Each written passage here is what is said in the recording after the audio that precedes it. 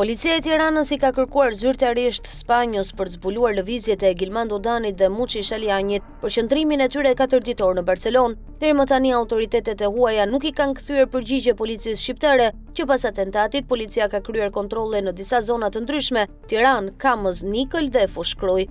Kontrolle u ushtrua në godina të braktisura dhe tek persona të skeduar më herët. Deri tani nuk është gjetur asgjë me vlerë për hetimin. Janë shoqëruar të paktën 15 persona, kryesisht familjar të viktimës dhe të plagosurit. Ekspertiza paraprake nga morgu i Tiranës ka nxjerrë se Gilmando Dani ka marrë 20 plumba në trup, ndërsa në vendngjarje janë gjetur mbi 80 gëzhoja. Në spitalin e traumës vijon të jetë i intubuar Muçi Shaliani, cili mori 10 plumba në trup, 2 prej të cilëve në kokë. Ditën e djeshme janë publikuar pamjet e atentatit të ndodhur në Rinas më 11 nëntor, ku vra Gilmando Dani dhe u plagos efektivi AMP Muçi Shaliani. Siç duket në pamje, autorët i kanë zënë prit makinës së bardhë tip Benz, brenda së cilës ndodhej Gilmando Dani. 3 persona të maskuar dhe me Kalashnikov dalin nga makina tip Toyota dhe qëllojnë menjëherë në breshëri plumbash në drejtim të makinës së bardhë. Pas të shtënave, Benzi ndalon në mes të rrugës. Pasi Benzi ku ndodhej Gilmando Dani ndalon, një prej autorëve zbret nga makina e zezë dhe qëllon në krahun ku ndodhej viktima. Në një moment, autorët dalin jashtë dhe shkëmbejnë edhe kallashët. Gjatë kohës që kryhet vrasja, asnjë makinë nuk shihet pranë atentatorëve.